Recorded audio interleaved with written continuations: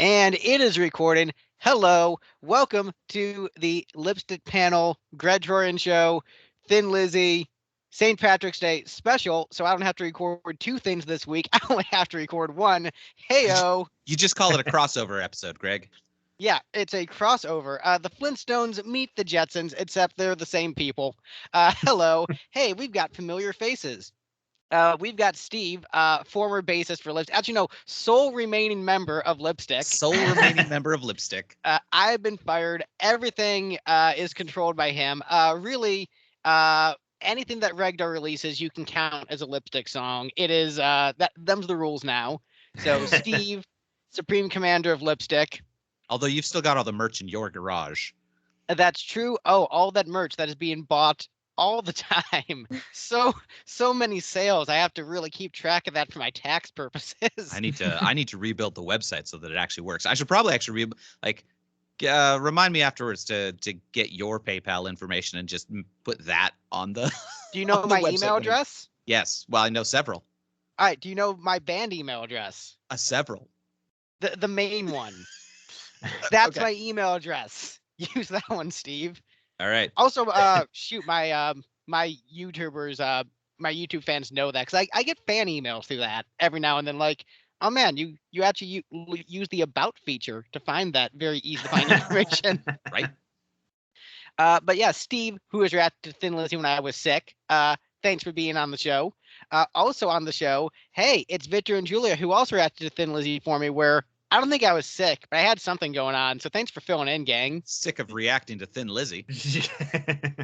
I mean, man, I love making years-long commitments on a whim, not thinking about it. Because, like, man, I'm working from home. I got a headset from work. I'll just do some videos because I'm bored. 5 years later, and here we are, still doing Thin Lizzy Thursdays.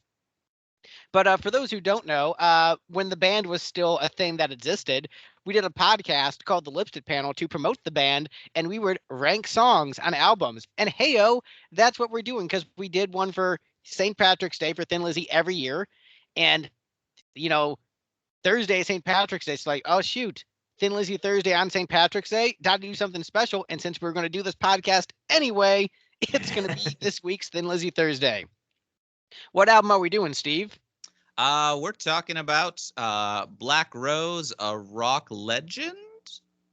Yeah, that is correct, from 1979. Typically, we go around the panel and start with our history of the band and the album. Julia, let's go with you first. What is your history with Thin Lizzy and this album? Victor disappeared into the ocean. He's drowning. Oh, my God. I'm a widow now. Oh, never mind. Okay. The ghost of Victor passed. Yeah. Well, I'm glad we're starting with me since I have such a rich history with this band. I know the boys are back in town, and then I've forgotten the name of the song that we listened to for our Frankie Carroll Thursday. Oh, that's right. For some reason I kept remember it being Fats because that was the one you sent first. Yes. And then I listened to this album. So there's my brief history with Thin Lizzy. I knew one song. And what are your general thoughts on the record? Haven't heard a full 9 songs from them. Well, my first question is, do they have any better ones? Yes. Okay. I don't think this album is terrible, but I didn't find it I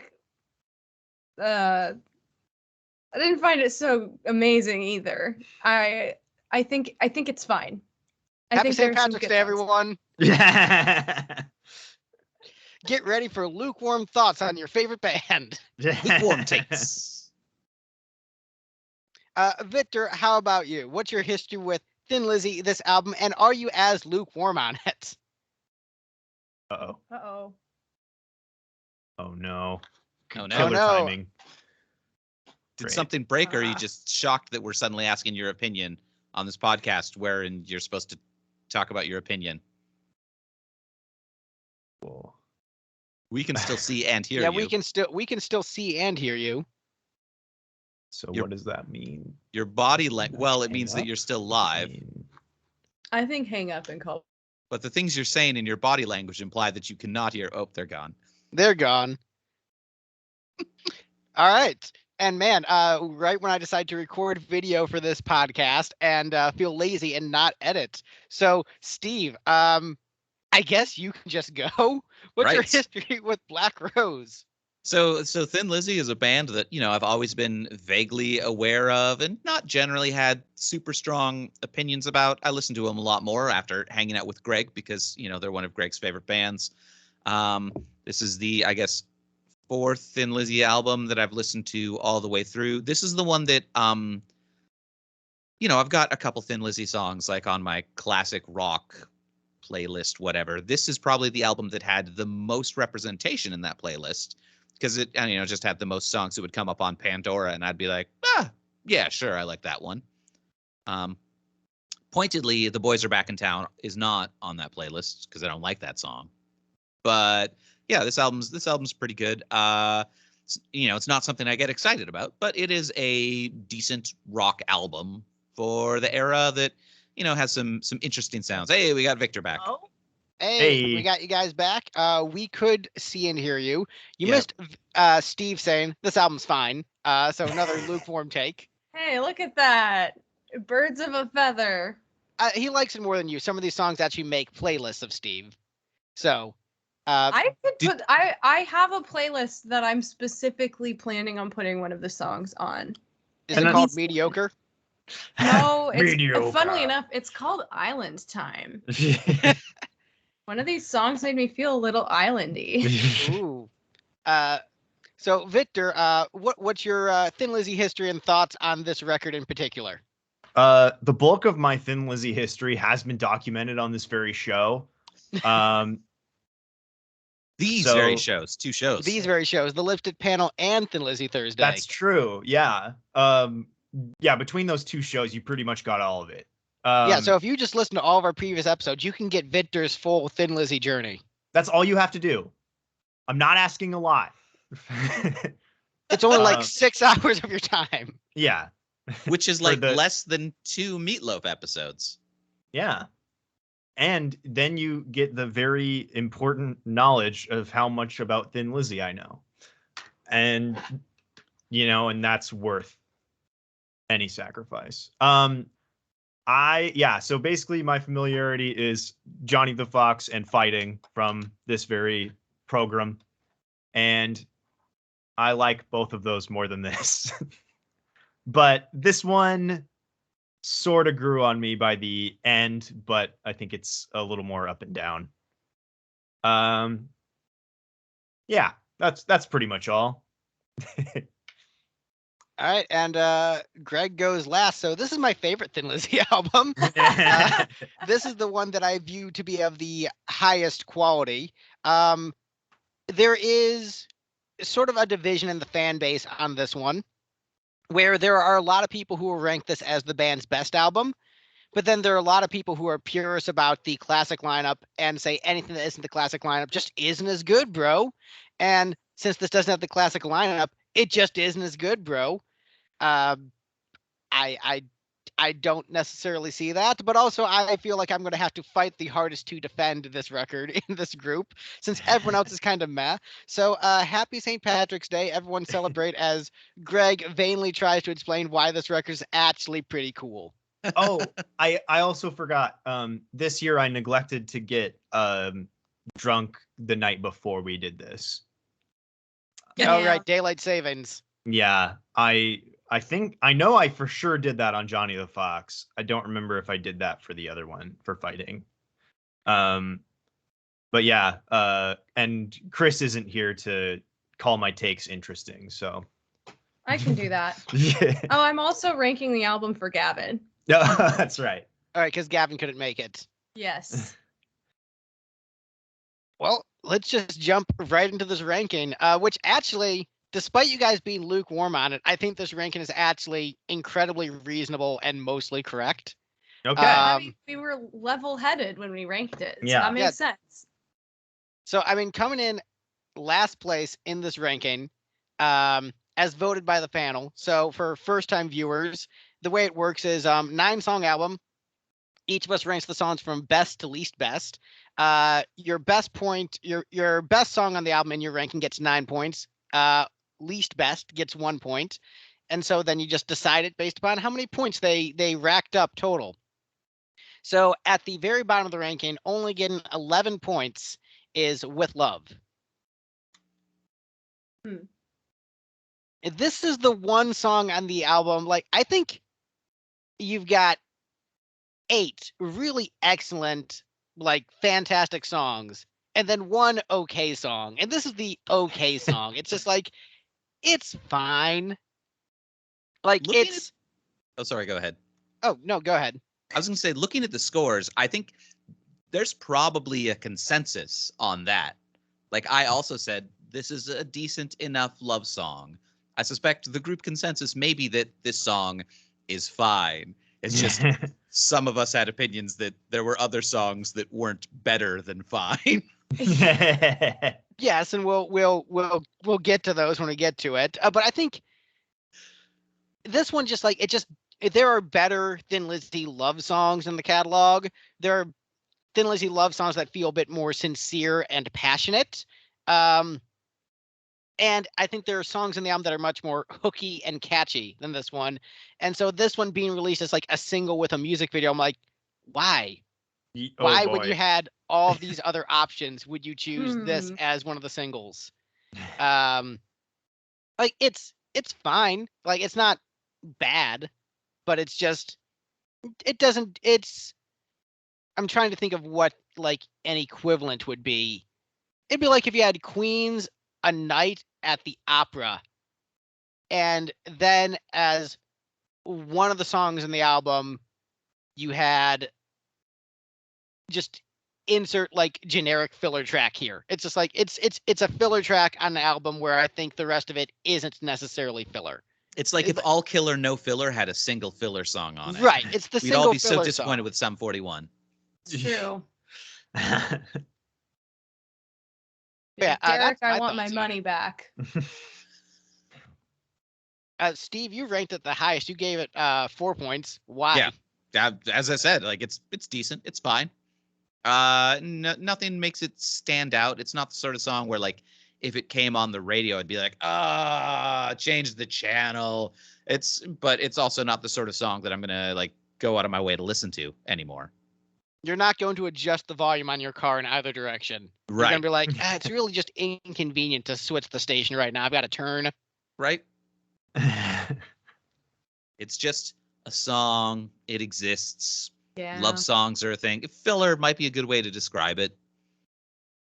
But it's like not bad, obvious filler, at least. It's well, I think for me, I view the rest of the album so highly that an average filler song looks really bad in comparison. Victor and Julia, you gave it the exact same ranking. So what do you think? Filler or killer? I'll be honest, it's like, yeah, I mean, it's definitely a more standard run-of-the-mill song, but I do like this type of bass line. So I find that fun to listen to. This song is catchy enough that I think you could get it stuck in your head, but it's not one where I'm like, oh, fuck, yeah, let me put this one on repeat.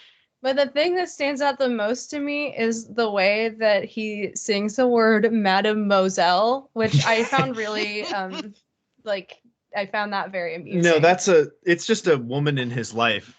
Mademoiselle. Yeah. So, yeah, I mean, but other than that, I agree with Steve. It's just kind of a, it's a song. There. It's one of them. I've heard songs before, and that's one of them. Of all the songs in the world, this is one of them. I'm kind of feeling the same way. There is a Thin Lizzy song that this chorus reminds me of. I neglected to figure out what song that was. Maybe I'll figure that out and at least put it in the group chat later. Didn't do your podcast homework. Did not do my homework. But yeah, this one, it's fine. This is fine. It's got a nice vocal performance in the chorus that I like, but there's just not a lot going on. All right, well, let's just move on to the next song in the list. Garnering a whole 12 points, one spot above it. But this is a song that I feel ranked kind of low because I think it's really strong. But honestly, like the rest of these songs are of such close quality for me that it was very difficult for me to rank. So I'm like, oh, it's too low, but also like I only gave it like one more spot above this. But next up on the list we have S&M, which both of you ranked at the very bottom. Oh, that's only funny. only because I hate listening to it. Yeah, I think it's a piece of shit. Like a big piece of shit. Oh, damn. That is, I strongly disagree, but I will hear your case. Elaborate, please. I had a viscerally negative reaction to this song because I was just like, it's like, there's just so much about it to me that is just musically not interesting. Like, I found it really, really dull. I think that the subject matter is interesting, but as a lifelong Depeche Mode fan, unfortunately, I've heard the song Master and Servant, which is, I mean, I know they didn't write it first, but it's a much better song. That's like, I feel like this one, I don't really know what the goal of the song was. I just think it sucks. I just think this one is bad to listen to. Like, it's not catchy and it's not like fun to listen to. I find it really boring and like very weak sounding. I wanted it like, I like my nasty songs, but like nasty isn't about subject matter. It's about like throwing dirt in your amp. Throw fucking dirt in there and make it grimy for sound purposes. I found it very weird that the song sounded so like clean and like stale. So that was my takeaway. Thumbs way down. Victor, your turn. I eviscerated the song. I really like the kind of modulated effect on the kind of quote unquote lead line, and really, really don't like the rest of it.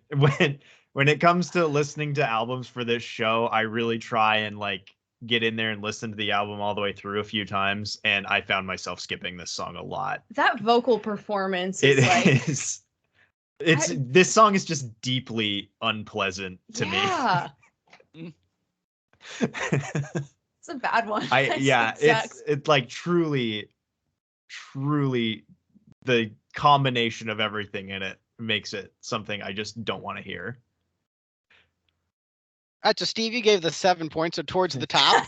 Yeah, this third best song on the album for me. This is one that was already on my playlists. I like this one.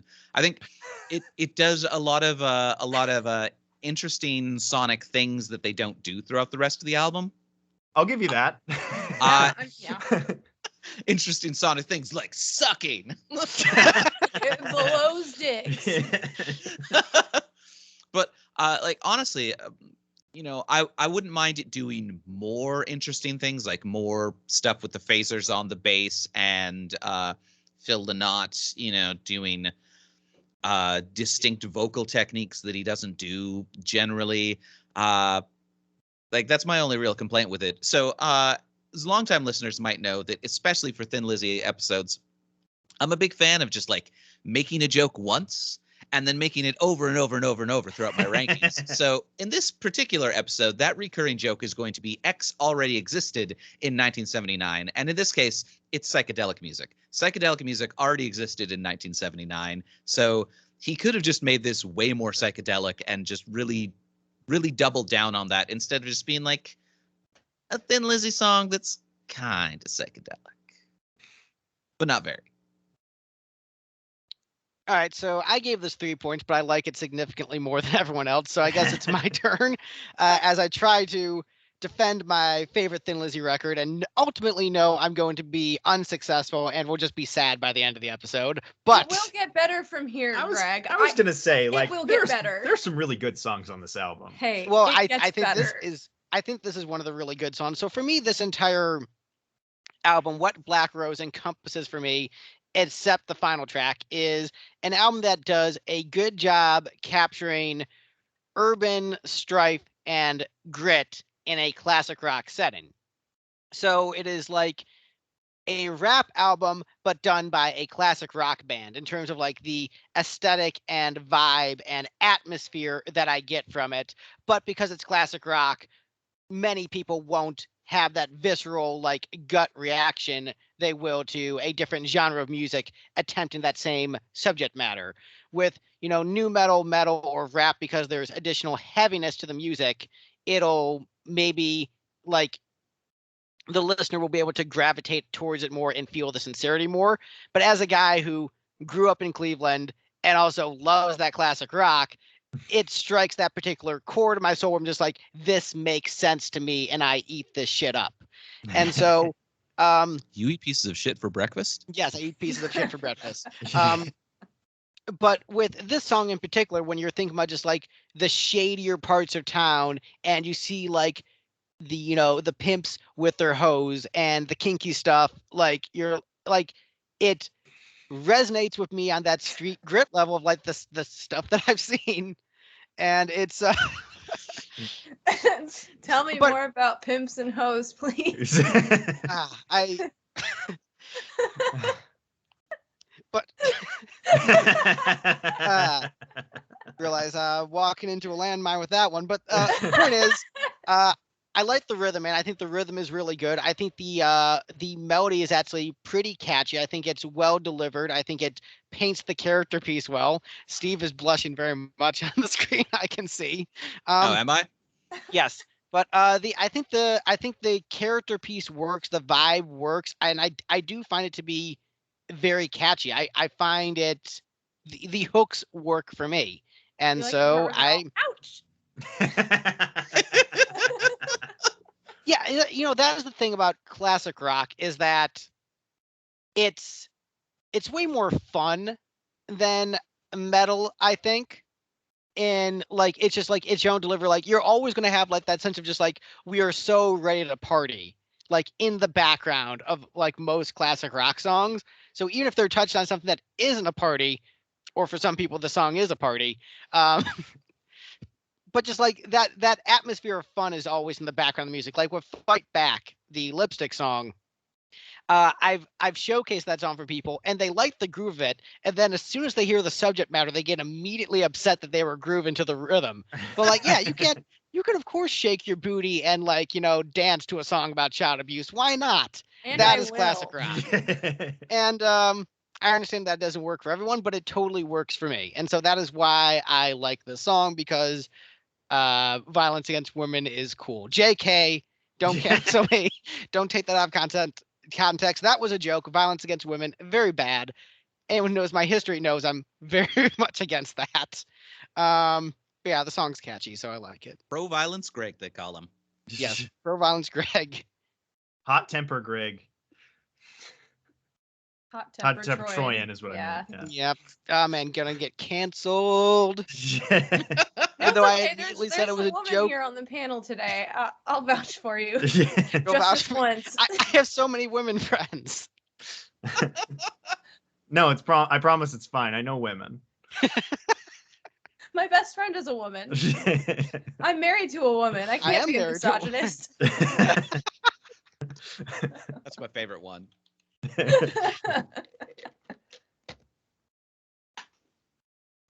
So yeah, any other comments on S&M before we move on? I do want to stress that I really like that bass tone. Yeah, that bass phaser is good. It's fun. It's very fun. I mean, and I do get what you're saying about like it definitely does paint a word picture. I get the scene they're creating for me. I'm just never gonna listen to it. I'm just again. never gonna listen to this song again. I'm going to find a way to print this song out and burn it.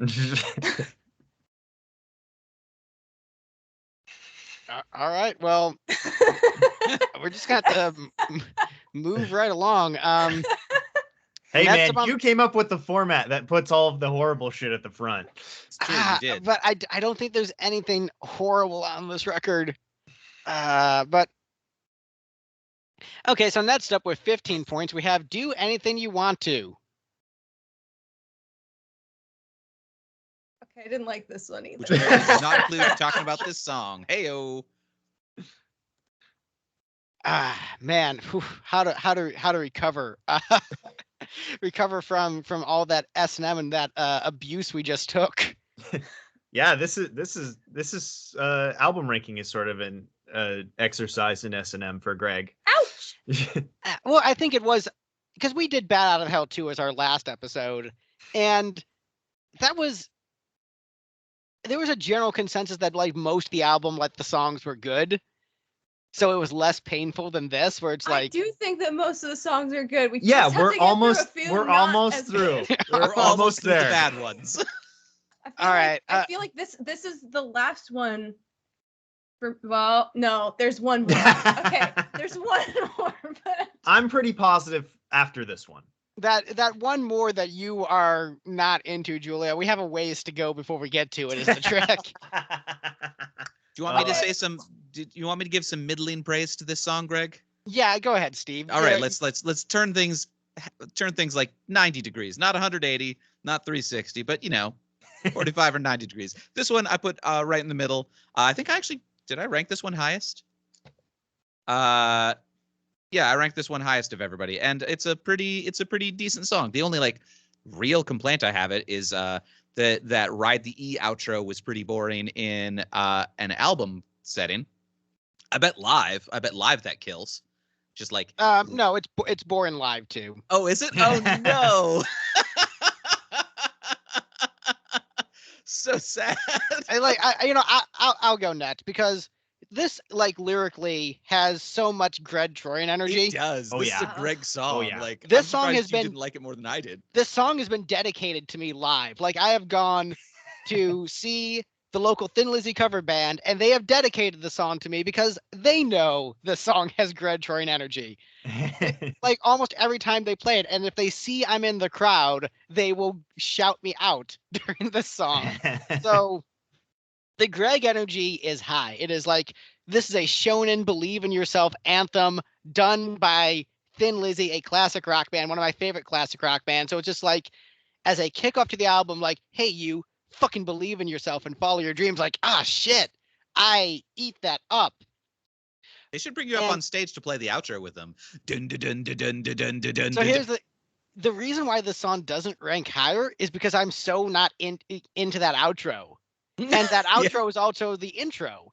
And so you have what is otherwise a perfect song, but on the outside of it is just this like kind of bad intro and outro. We're just like, but Yeah. everything in between that intro and outro is excellent. It's prime Lizzy. It's harmony guitars. It's hooks up the wazoo. It's believe in yourself lyrics. Like I'm into It's all the of boys that. are back in town chord progression. yeah. There's only so many chords. That's the problem is that we've heard this song already. It started to play and I was like, now hold on a second. I know this song. This is The Boys Are Back in Town. But The Boys Are Back in Town is like funnier. The boys are back and doing anything they want to do. Yeah. Also, there's only so many chords, Greg, so just ride the E. Yeah. There's only so many chord. Don't hog the chords by playing more than one in your song. actually- but Maybe they were just tired. I'm gonna give my hands a break here. I'm just gonna hold on for a sec. But also that Ride in the E outro, it doesn't fit with the song because after you've had this great song about believing in yourself, following your dreams, it's like, by the way, Elvis just died. Isn't that terrible? So did he never vamp on that live? He would vamp on it live and be like, one for the money, two for the show, and then it would just sort of end. Because that But seems I- like what they need to do. Like, yeah, you can just ride the E and do that, and it sounds bad on an album when you fade it out. But live, you can make it interesting if your front person is up to it. Yeah, but I think that ultimately the decision they made with the vamps were just never that good. And Shame. I feel like it is such a mood killer of just like this believe in yourself, follow your dream songs. Like, who also believed in himself and followed his dreams? Elvis. And then he died a miserable death alone on the toilet because your dreams are ultimately futile and you'll die alone. I mean, he's not singing Disgraceland. He's just saying Elvis has left the building. Yeah, but I think it's the way that like it just sounds so much darker after that song, and just when you have that right knee, it sounds very foreboding. Um, and so in Oh, many this was like ways, 2 years after Elvis died too. yes. So it's very fresh. Ugh. Like also Phil was like a mega Elvis fan. So like he's written, songs about how much his death affected him and how he like went home and got pissed drunk the night Elvis died and just like wrote a song about how I got really drunk after Elvis died, listened to all my Elvis records, crying alone. So I get it, but Crying and alone on the toilet. Yeah. crying alone on the toilet. And it does lead into the album overall because most of the album is like pretty bleak in terms of just like here are these portraits of urban life and how bleak it is. And so yes, follow your dreams, but also you're gonna go through some shit, bro. So it works as an opening to the album, and the bleakness of the outro actually ties into the overall narrative the album presents pretty well. I think all the songs in the album fit pretty well with that urban strife narrative, except for the last song, which is just like, okay, now we're in the Middle Ages. Because With you intellectual heard all these songs slaughter. about the streets and how tough it is, but are you ready for Cucullin and some shit, bro? So, but we'll get to that when we get to it. But I think it's a great song that is just the way that you guys find S&M unpleasant to listen to, that's how I feel about the intro and outro of this song. The outro really threw me. I was like, we're already doing a fade out on the first track on the album. It was an awkward choice for sure. Which was the first single? Not this one. Fake Thin Lizzy fan Greg doesn't know off the top of it. I'm pretty sure the first single is Waiting for an Alibi according to Wikipedia. Yes. Okay. Oh, good choice. So like if it's a single, I could see like the fade out regardless of where it is on the album, just because in the era that's how it would have worked on a 7-inch. Is a fade out is a solid way to end the side, just physics wise. Yeah, but I streamed it, so It's true. they didn't think Should've about thought of that. that. Like, yeah, Phil Lynott should have thought of Napster when he recorded this album. Yeah. Stupid bitch. I would have simply known what the future of music was going to look like. If only Phil Lynott would have known, like what he should have done is writing a song about just getting his driver's license. That's the future of music. To be fair, maybe maybe he did know. He was like, yeah, in the late 90s, they're gonna just stream everything digitally, but I'm gonna be dead by then. I don't care. I'm not planning to be here for that. Zero fucks given. You can do whatever the hell you want with your music at that point, because I'm gone. Do anything you want wanna to, do. if you will. Exactly. Yeah, this is a song.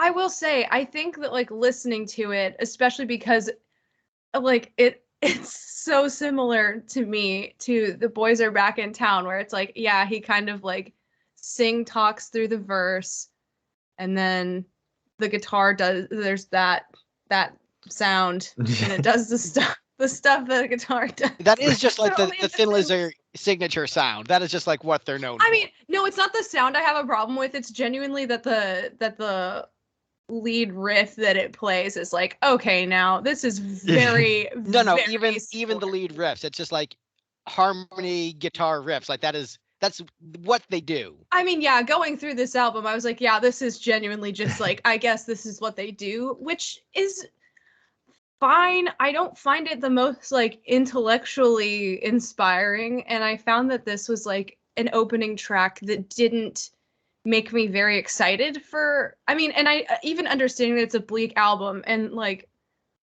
listen, I love bleak. I am bleak. I'm a negative, miserable pile of shit, okay? But this didn't make me excited about the like beaten down, gloomy journey that we were about to embark on. I feel like I was just a little underwhelmed. I mean, yeah, and that the intro and outro don't do a lot to get you like, I don't know, prepped for the, like, even understanding what you said about the thematic foreshadowing of things to come. I feel like I still was not like it didn't get me in the right headspace to experience the album with, just for me personally. Also, the lyrics are interesting. I actually do like that the lyrics are, I would say, more poetic than I often hear.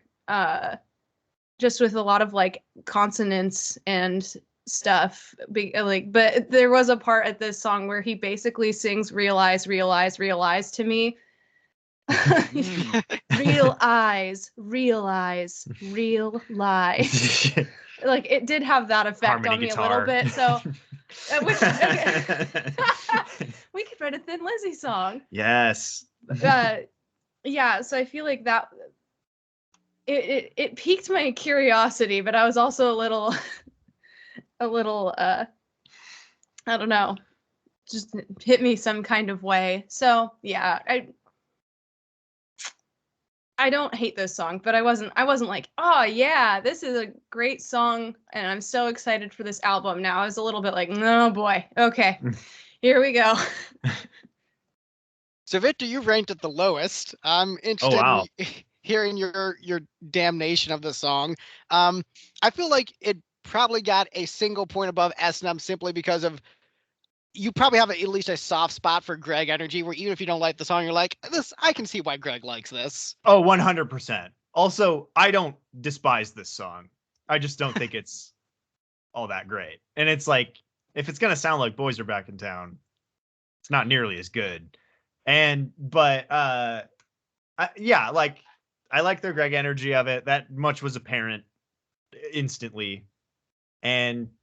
But yeah, this is just like, this isn't even the best Boys Are Back in Town ripoff on this album. So that's the other problem. But yeah, this song is fine. Yeah.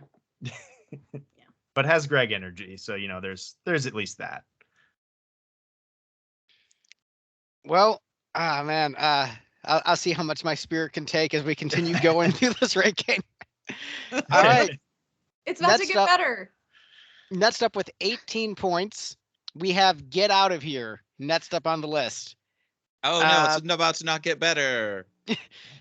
Steve, do you want to keep it not getting better? You ranked this second from the bottom. Yeah, so ironically, this one was on my, classic rock playlist, and then I listened to this album, was like, why do I have this song on the playlist, and removed it. This song, like, it felt sloppy in a bad way. The entire time, like, it felt like they were rushing and dragging the tempo, but like not in a cool, like, punk rock, loose, sloppy kind of way, just to like they didn't do a good job of playing the song kind of way. So, recurring joke, metronomes were a thing that existed in 1979. Why didn't they use one? Would have just made this song better.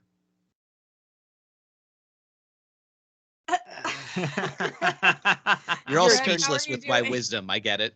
Your turn, Victor. So this is the better Boys Are Back in Town knockoff from the album. And it is helped. The better boys are back in town. The better boys are back in town. Late night, they are down at Daniel's Bar and Grill, but they're being respectful to the women there. No, they're being told to get out of here. Oh, you're right. No, this song is fun. I like this one mostly because the vocal performance is very funny, which is something I value in my Thin Lizzy songs. Yeah, it has kind of sort of the guitar modulation stuff that is overall very present on this album, which I actually appreciated. I think this one was initially a bit higher for me, and then we did a couple of listens the other day, and I was kind of like, the song here isn't actually all that great, but it's helped by all of the vocal overdubs where he says a lot of things funny, particularly towards the ending when he goes out. Oh yeah, I like that part. Yeah, that's good. And this does, as far as I know, break the streak of him saying the album title funny on the album. Because he says fighting funny and he says Johnny the Fox funny. but I don't recall him saying Black Rose, a rock legend. Funny. On the sound. But All he right, does so say out. Julia, Out. you ranked this the highest, and that you gave it the same number of points I did, so 6 points. What are your thoughts on this one? I like this one. I feel like it's fun to listen to. And I actually think this is one where I could imagine if I saw it played live, I would really, really enjoy it because I like that energy. I love telling people to leave. Yeah, that's the other thing. Is it's a good alternative to closing time. Listen, in these dark times that we live in, I've told a lot of people to get out.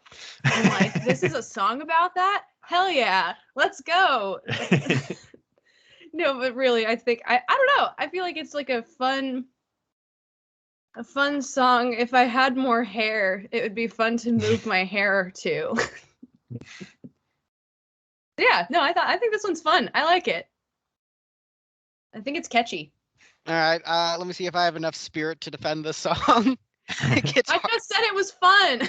I know, but I'm still recovering from the blows of the previous rounds. How long can Rocky go against Clubber Lang? Or how The long can cheap Clubber blast Lang that go was the against first three Rocky? tracks. Greg recovered psychic damage. Yeah, so I freaking adore this song, and it's like one of my favorite Thin Lizzy songs, period. Because this is my favorite Thin Lizzy album. All right. Defending the song. So I think this song is perhaps the most energetic and passionate on the album. The energy that Steve talks about, where it feels like, like feels sloppy, like the band is almost going to fall apart, and he doesn't find it like in a cool punk way. Right. He just finds it just kind of sloppy. I think it's really awesome, and I think enhances the emotionality of the piece, where the song is about like a really bitter, angry breakup, and you really feel that bitter, angry breakup, and just like the spite, and just like if you had I listened to the song during a breakup, and I was like, oh hell fucking yeah, I feel this shit. Like listening to this shit as a teenager during a breakup, it is powerful. And also like it's one I learned how to play. Man, learning how to play this song during a breakup, there's like a sense of triumph to it. Like because it has like, that major key, like positive Thin Lizzy energy, but it's still like pissed off. So just like it allows a lot of energy to move through you in a way. And the line about like used to be a dreamer, but that's not my style at all. And just like the extreme, just like bitterness and jadedness this dude has. And like as someone who has become bitter and jaded, I'm just like, oh man, I get this shit. This is awesome. This is so rad. Yeah. So, and it's catchy.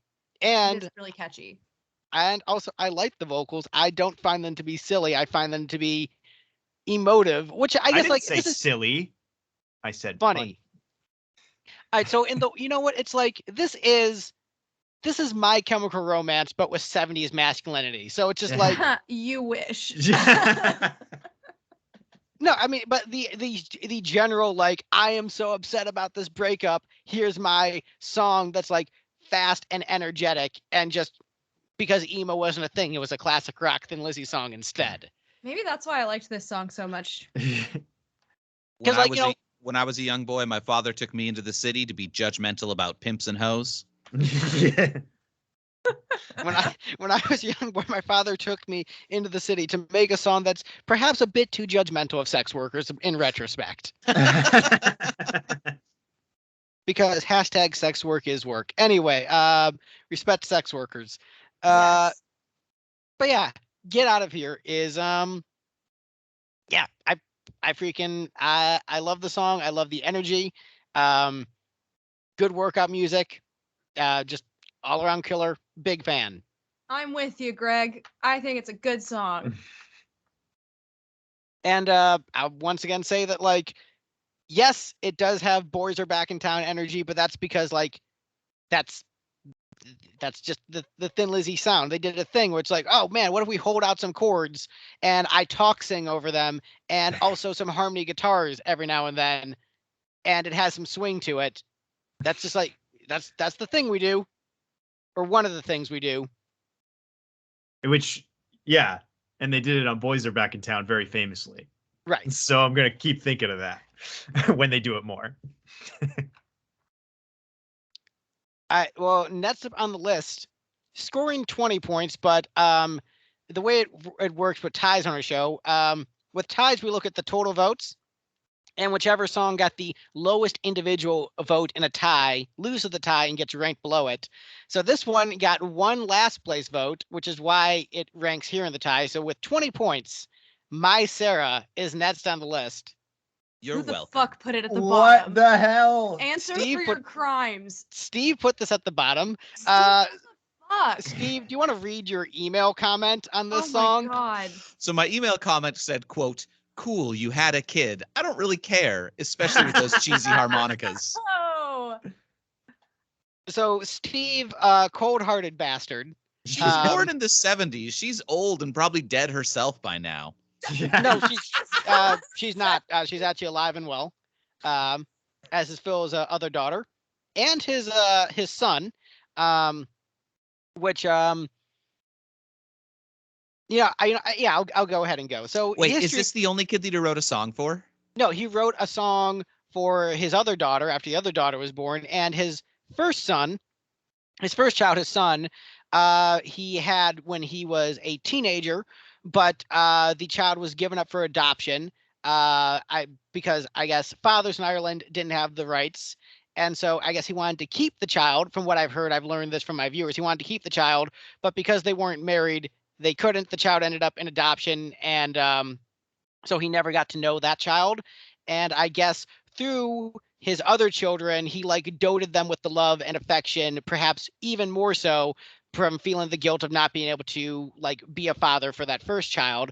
And so he wrote like songs about his other son in like a vague, like pining sort of way about not being able to like access that relationship.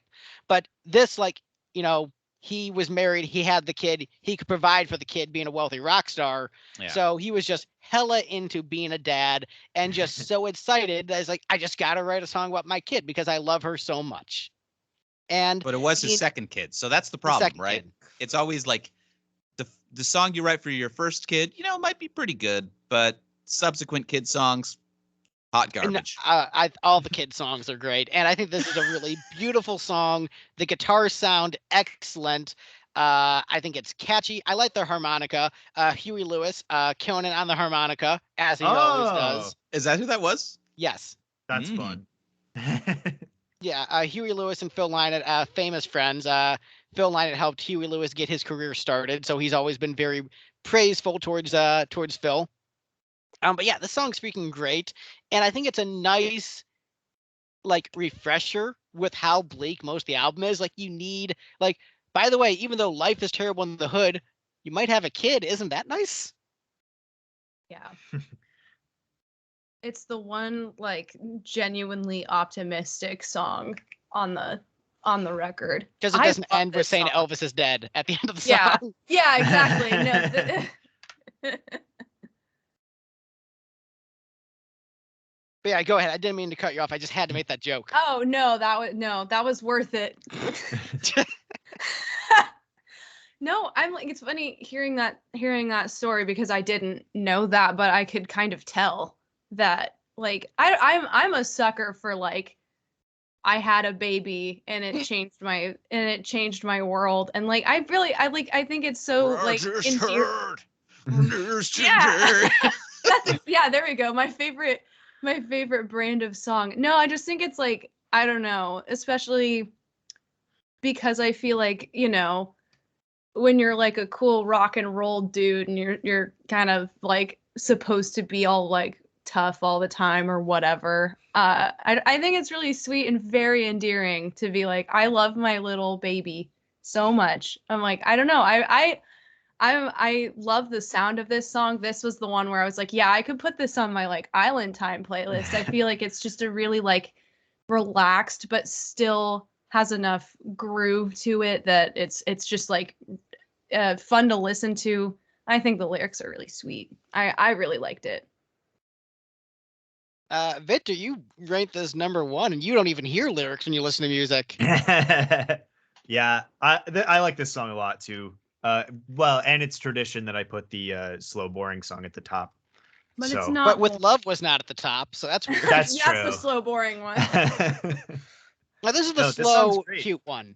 Yeah, no, this is just a really, really high quality piece. Good performances all around. Very different kind of vibe for them, and still using a little bit of the chorusy effect on the guitars, but like a more mellow line. Except for then the solo comes around and it's just like We're just still kinda Thin Lizzy. rips This is through. what we do. yeah. Yeah, no, this is a really good song. I would count this among my favorites of theirs. It's nice to have the get to live the fantasy of a dad who actually loves his children. a, No, I'm just kidding. a bassist dad who loves his children. Oh my God! Please no, this is It's painful. too We're in painful real. territory. I think that is part of why I really like this song. I'm like, oh, that's nice. It must be cool.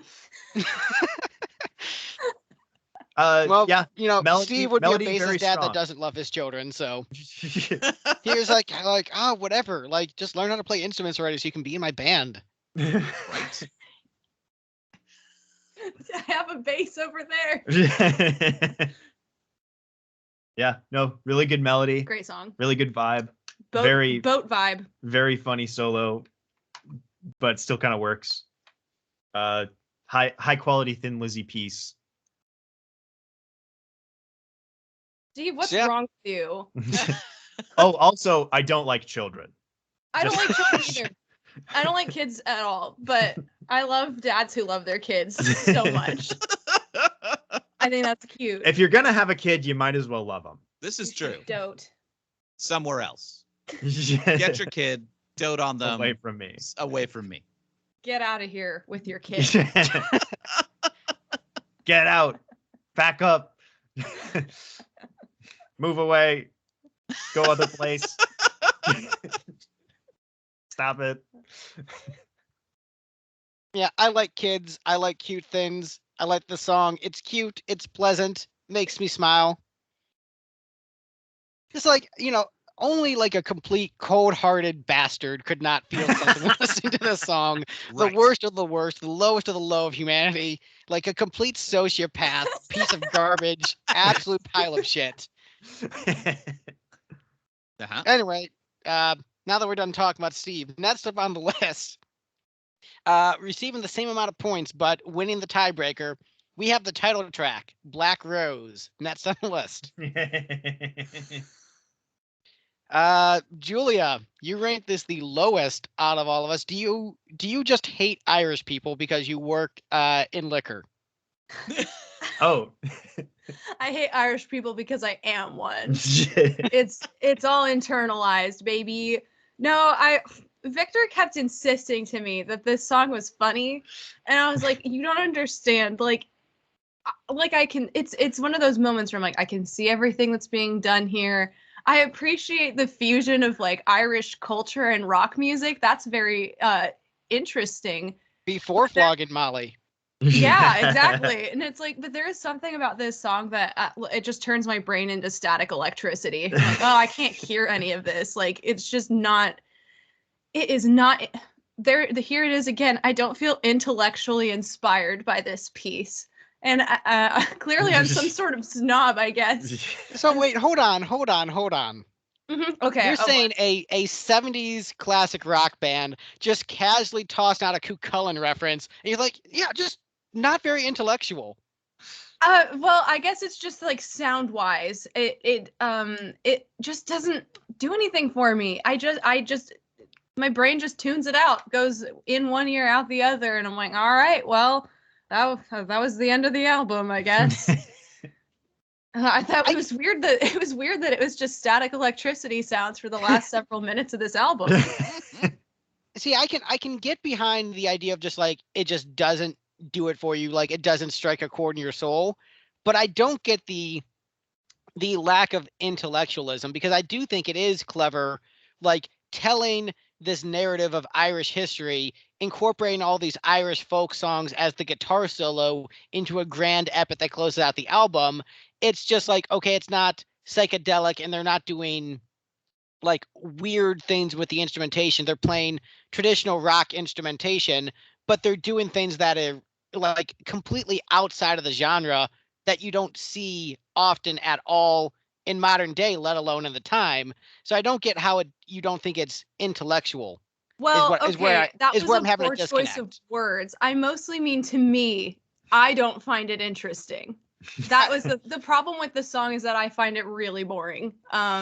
Yeah, And I can again, respect that more. The wording, I think, is yes, what threw me off. my intellect doesn't find it interesting. Does that help? For like what makes my brain excited to listen to a song, this doesn't have it. And again, that's me fully acknowledging that I'm like, yeah, I can see all the parts. I can see what's going on here, and I can see why other people like this. But for me, again, it did just like it became just white noise for maybe it's because I'm Irish. My brain is just tuned to just turn all of that into like, yeah, this just sounds normal. This is what I'm hearing all day. Yeah. In the back of my mind, all I'm hearing Just is walking a Yeah, little so around actually and it was phase the cancellation. soundtrack of your life is did I. That's what my internal monologue sounds like. It was perfect phase cancellation with what was already going on in her head. So Yeah. really, if you just started listening to it like a hundredth of a second later, you would have heard it extra loud. Really, really loud. Yeah. Whoa, what the fuck? How'd it get so Irish in here all of a sudden? I'm scared. No, I think that was my thing. Was like, just didn't strike a chord with me. Did not find it interesting. Fair enough. So Victor, you ranked this the highest, so that's the opposite of your girlfriend. What are your thoughts on this one, other than it being funny? They do the Danny Boy guitar solo. How can I hate that? It's so funny. It's like when Kiss did the national anthem in the middle of Spit, or when Green Day did the Full House theme or whatever that was. No, this song is pretty great. I understand this band is from Ireland. That is correct.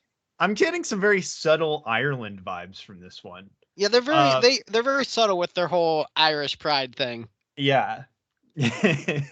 I also have a soft spot for this because in my college vocal class, my final, I did Danny Boy.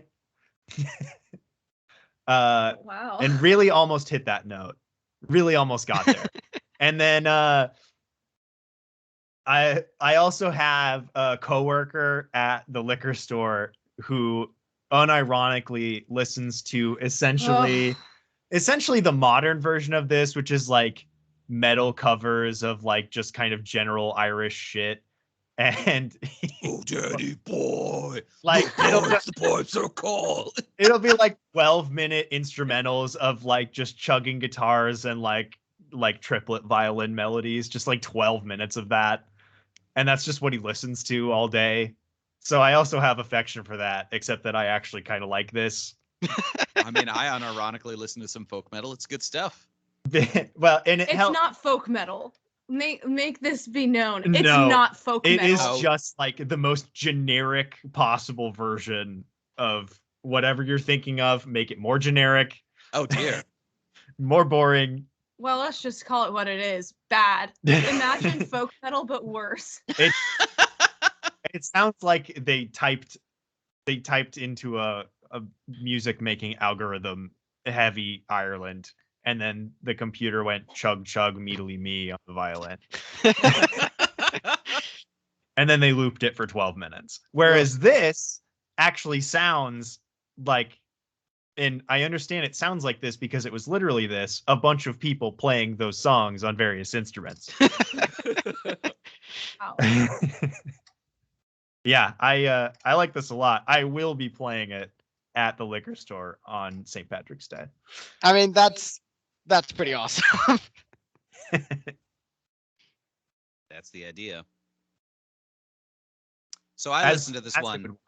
I'm only an 8th Irish, So I listened to this one in about every other measure, just a beat would drop. But I thought it was pretty good. My in my notes, I just said this is aggressively Irish, but I think it is what Thin Lizzy set out to make, and I appreciate what they were doing, and I don't dislike it. I think it's solid. Yeah, I think it is a classic. I think it's one of the great classic rock songs in general. It falls into that category of just like, here's the 7-minute classic rock with the 7-minute classic rock song with the extended guitar jam, alongside, Working Man and Freebird. It's in that band, just like we're a classic rock band. We have to have our long song with the long guitar solo. That's just what classic rock bands do. But to Thin Lizzy's credit, they did something I think very interesting and different with that extended guitar solo section that I think felt very natural, authentic, and sincere. Like, for another band, this would like reek of bullshit. But when you're like, oh, but it's Phil Lynott, you're like, yeah, this does seem like a very Phil thing to do. This has a very, the way that Do Anything You Want To is very obvious Greg energy. This is very obvious Phil energy. The Phil energy on this track is off the charts. And as someone who likes Phil and that energy, I'm like, yeah, I dig it. I think even though I do like the extended instrumental section, I think it's very good. In many ways, I don't like it as much as the other extended like guitar jam tracks, because as good as that guitar solo is, because it's Danny Boy, it's not quite as bitchin' as the solo from Working Man. Like, don't get me wrong, like it is still awesome, but it's not just like, oh man, this is bitchin'. Like, this is really good, and I'm enjoying the journey that I'm going on, and it's awesome, but it's not necessarily like the end of Freebird put the horns up bitchin'. So that's where I stand with it. It's still awesome. It's still a classic. I still love it. I mean, as someone who was like really into Cullen as a kid, hearing a classic rock band just like casually like bring him up in their lyrics, like, seriously, like someone else gives a shit about this dude other than me? Like, oh, you're from Ireland. Okay, that makes sense why you actually know who he is. Cool. Yeah, but I love the song. I think it's a very excellent piece. All that said, Oh. what would really put it over the top, put those metal horns up during the Danny Boy solo, would be just like if Metallica covered this with some 90s production. Oh my. Gross. They should do it right now. Yeah. Right now. Oh, that also reminded me. If Lipstick had continued indefinitely, one of my pet ideas was I wanted to do a hair metal version of the Irish American folk classic "Poor Patty Works on the Railway." That would have been on Lipstick 4. Lipstick 4, yeah, so we'd have done a hair metal rendition of that with like lots of woes. Would have been awesome. Don't care about Cullen. If Phil wanted my interest, he would have written a song about Edward Cullen. Yeah, there we go. Again, he should have thought towards the future. Yeah. I find that Phil seems to be very short-sighted, in my opinion, with his He's lyricism. really stuck in the 70s on this one. It's very weird. Yeah, when I think of stuck in the 70s, I think of Cullen and Ancient Irish Queens. That is really stuck in like the 1670s, maybe. I mean, I'm pretty sure Anne Rice's vampire novels were out by then, right? Yeah, but Edward Cullen wasn't in those, so they don't matter. They're all trash. I spit on them. Yeah, 76. Why was this album about like the streets of Dublin and old Irish stories instead of just being like a rock opera retelling of Interview with the Vampire? Fuck. Bill really dropped the ball here. Also, this would be like if there was a Lynyrd Skynyrd song that ended with like a long rendition of like I've Been Working on the Railroad. Oh my god. Which would be really good. You have a chance to do something like that yourself. That's true. There's room on your album. Yeah, there's space. Gotta get the, but I wanted that band together to do something that dumb.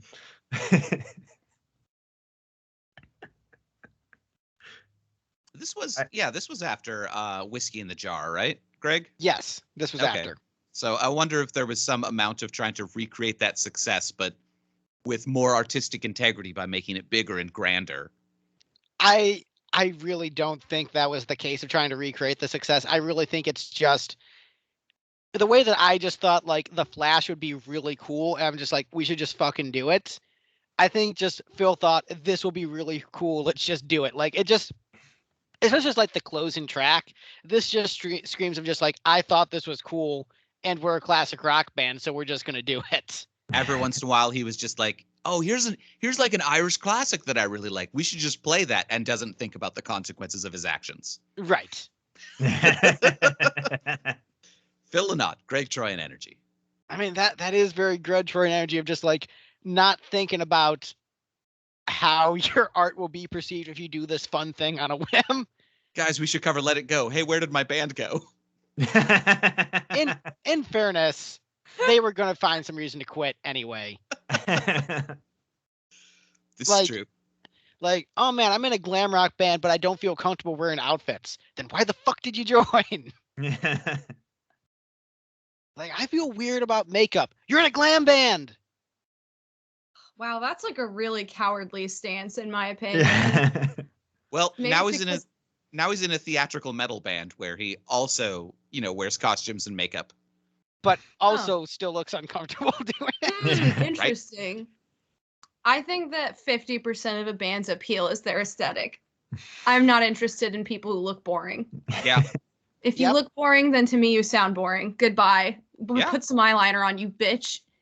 I mean, that's generally how I see things too, and I think that there should be a sense of band unity, where if the description I gave them when I was trying to explain to them why it wouldn't work. Like, imagine if you went to see Kiss and you had 3 of the guys wearing the full outfits, and then you had one dude wearing like a plaid shirt, black rim glasses, and was drinking his PBR in between the songs, barefoot, and then you had the rest of the guys with their platforms and their white face paint. Like, which one doesn't give a shit about being there?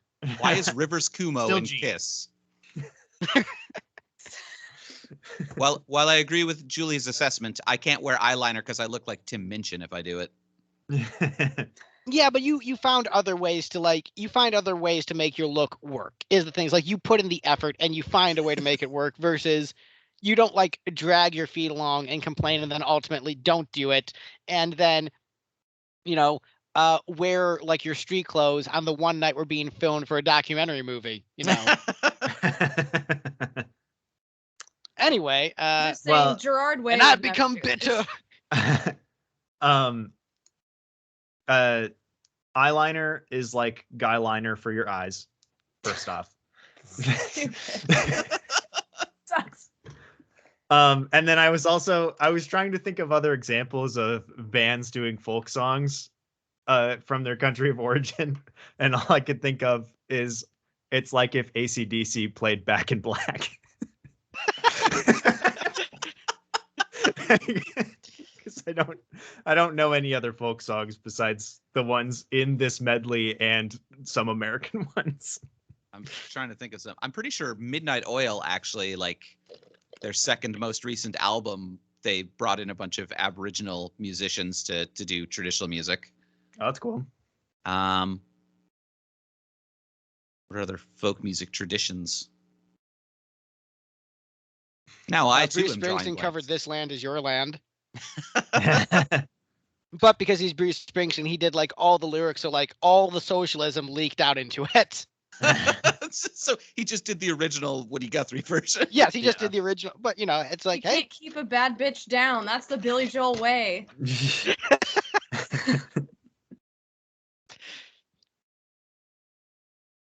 Nothing but love for my bad bitches. Bad All right, bitches all the way down. we're at the number 3 song on the ranking. Some division. There's actually like no real consensus on this album until like the final track, which Wow. I appreciate that there was like no consensus on this ranking, even though like the order, like as I'm looking at it, is very reasonable.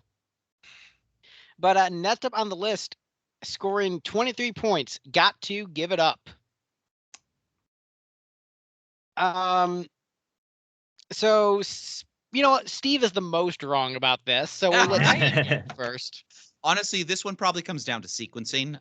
It's got, the hook and the riff are decent. It's just by the time he got to this song, I was tired of Phil being preachy. Like, there's a lot of that on this album. Like, you know, That is the catalog.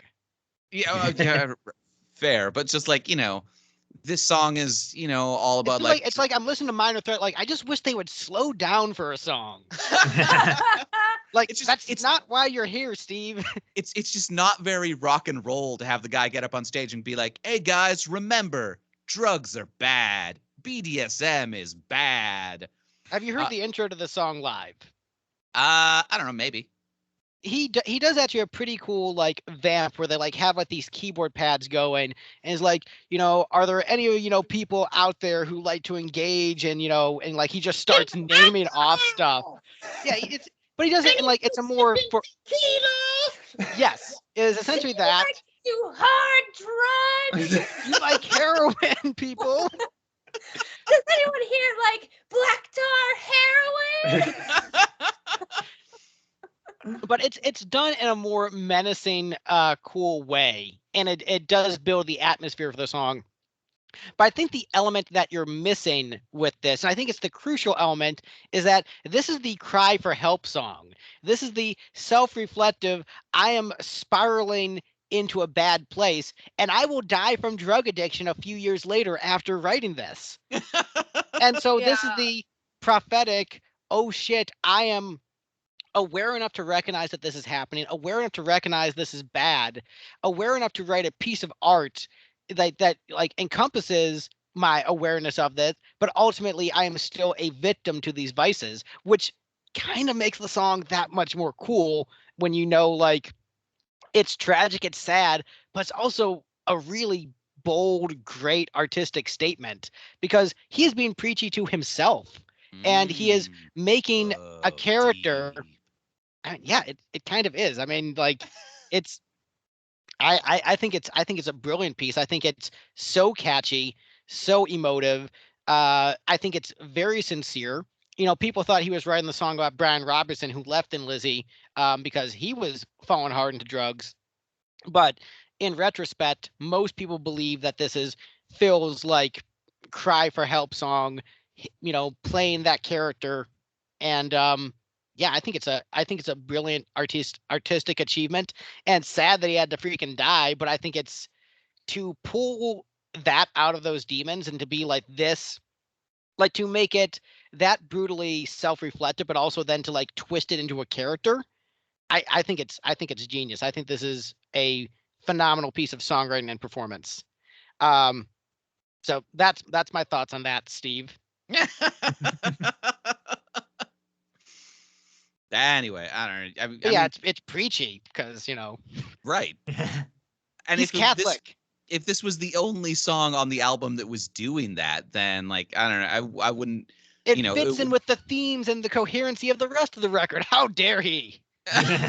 How dare he build upon previously established ideas? If the theme of your rock record is vices are bad, kids, stay away from them, why are you even playing rock and roll?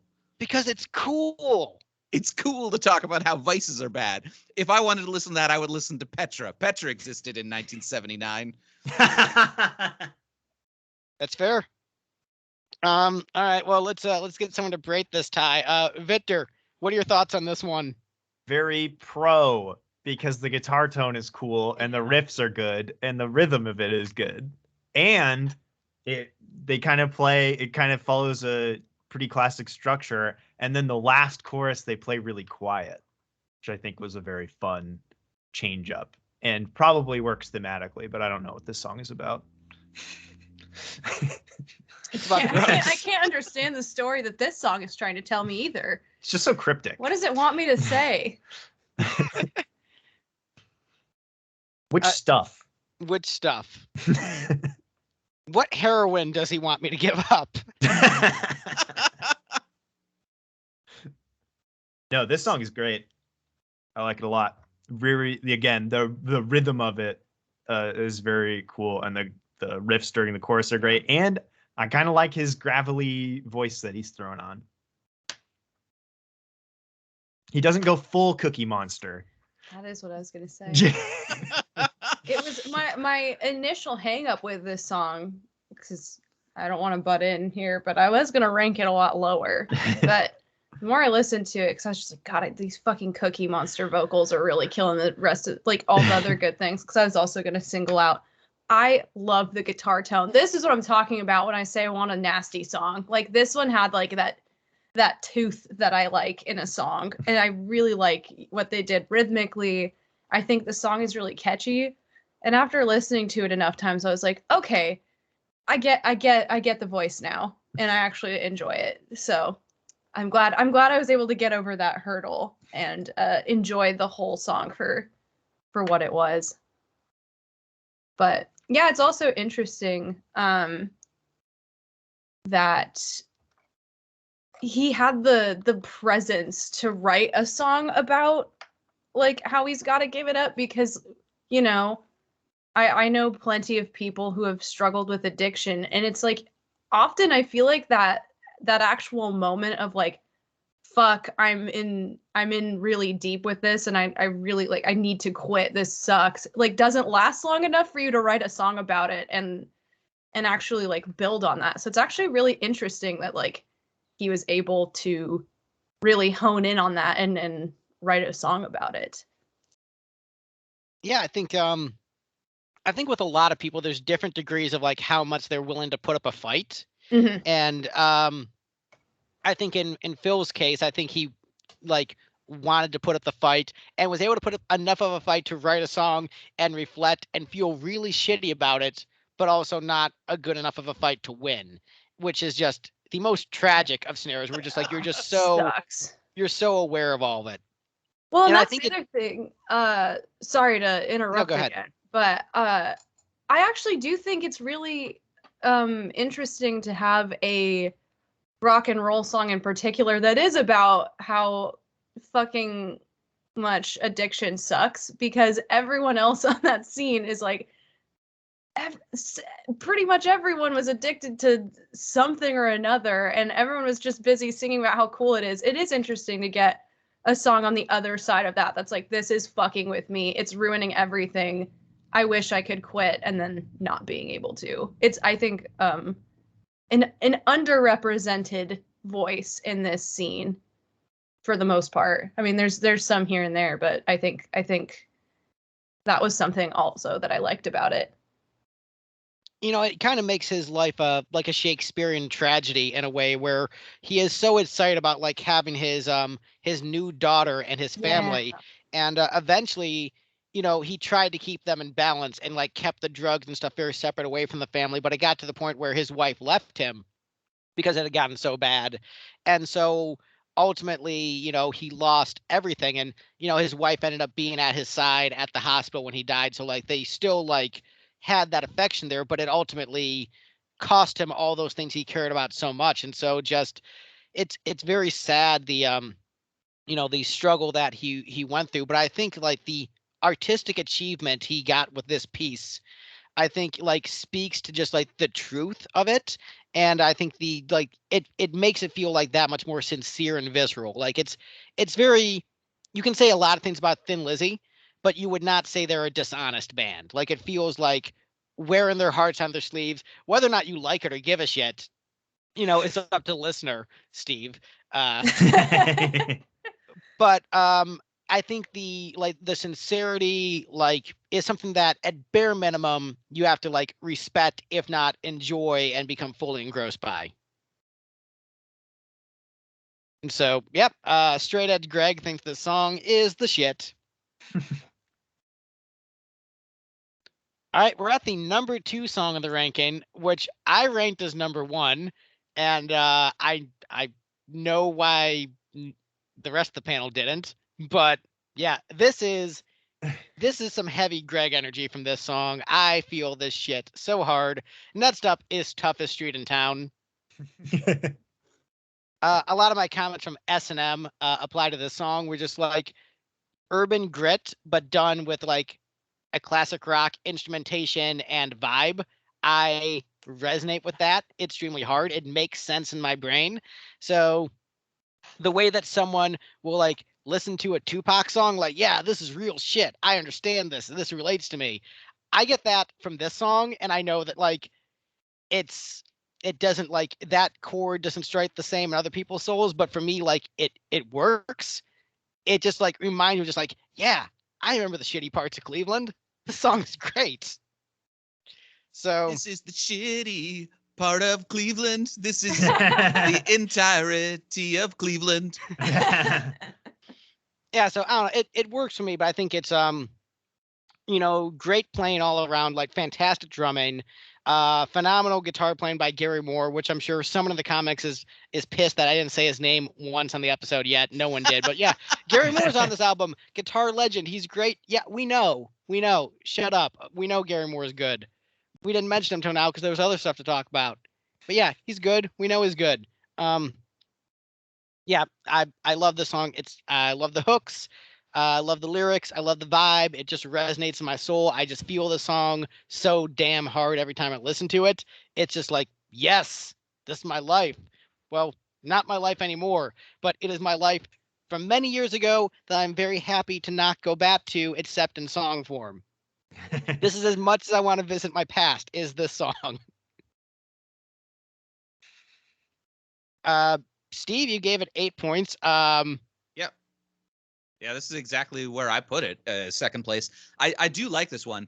I have to like turn off my lyrics brain a little bit when listening to this one, just because I feel like the catchy pop rockness of it there's like a disconnect for me between the catchy pop rock and the lyrics about the gritty, dangerous living in the hard parts of town. You mean our song Fight Back? Well, not really though, because you did. It's not like this one is Toughest Street in Town is like polished all the way through. It's like so because we didn't have a producer. It's Toughest Street in Town is clean all the way through, but like Fight Back, like you sang with the grit on your voice. There was actually like that's because I'm not a good singer, Steve. Right. This is true. I'm not saying why you did it, but like there was a better connect between how your vocal delivery and your vocal message than what Phil is doing, because Phil's singing pretty here.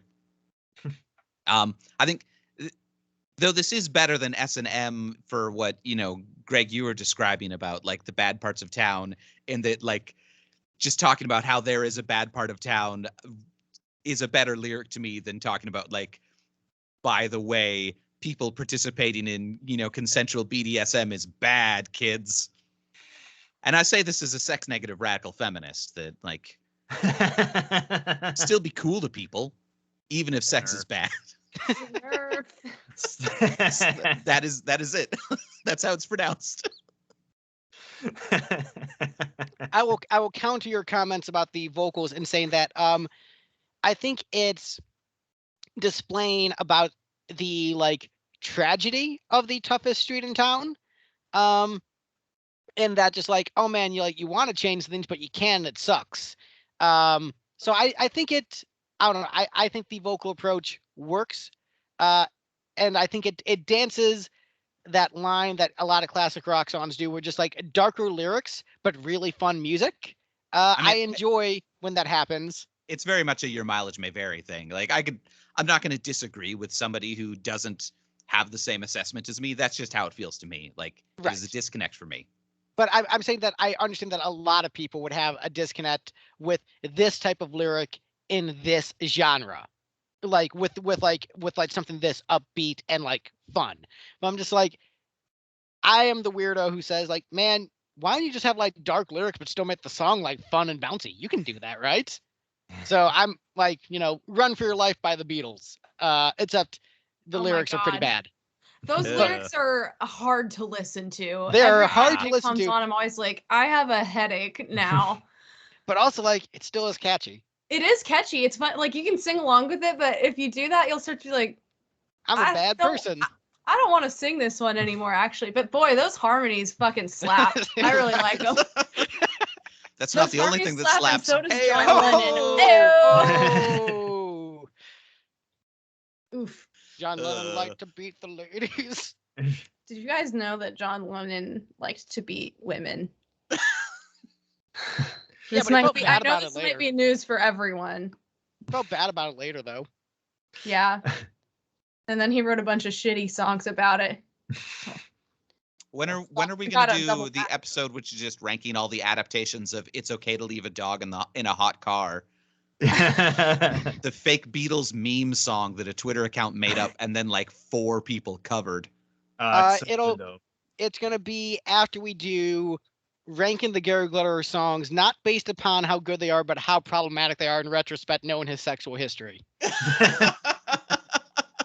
Like, Oh. all right, do you want to touch me? How high are we ranking this one? I went to a hockey game and they played Rock and Roll number 2 no fewer all- than 7 times. It was so many. They always play that song though, because like no one knows. But No one 7 knows. times. Americans don't know. They're just like, it's the Hey song. Like they don't know anything beyond that. Like you play that over in England, it's a little bit more because like he was actually like a cultural icon and a fixture. Like everyone knew who he was. He was like Elton John famous. Like you knew his hits and you knew who he was. And so if you play the songs, like I feel bad, but Americans like it's that song that they play at sports games. I don't know what it's Hey! called, but it's the song. The Hey song. The Hey Yeah, song that every time they play it, a couple more dollars go into his Taiwanese JPay account.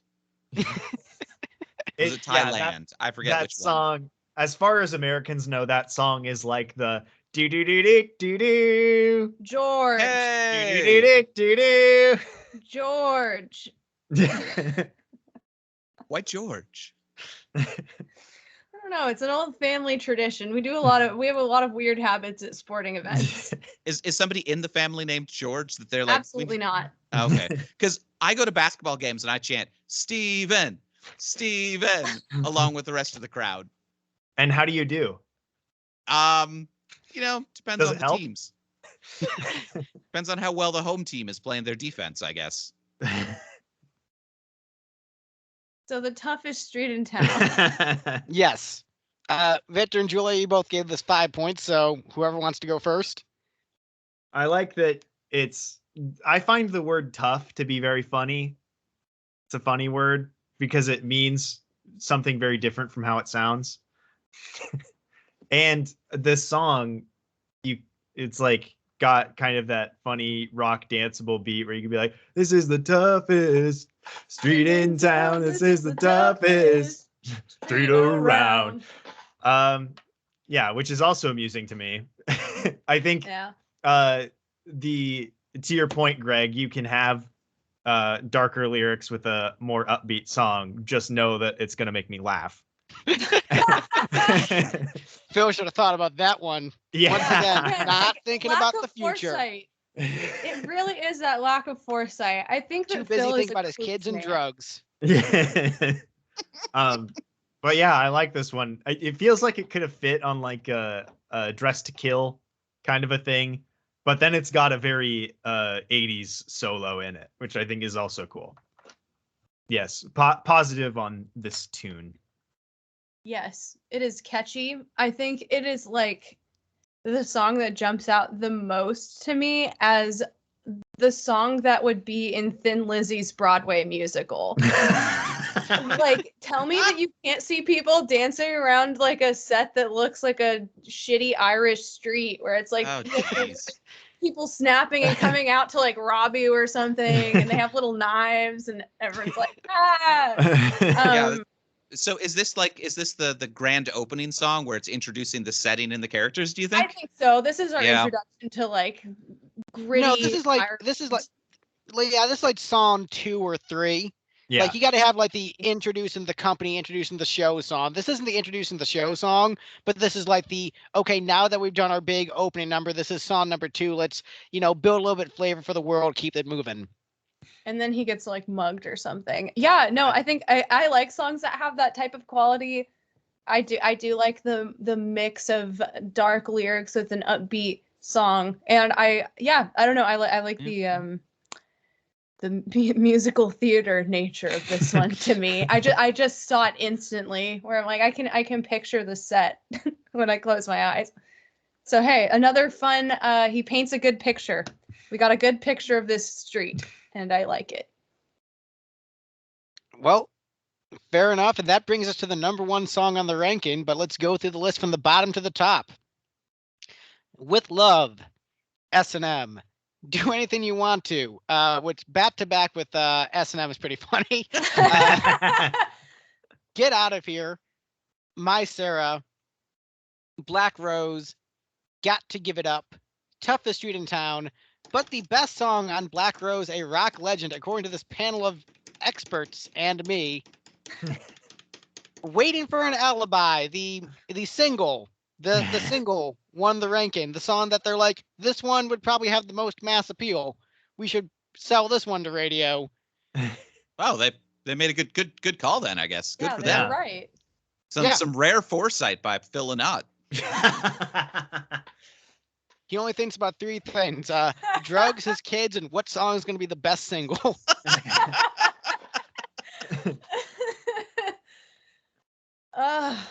Yeah.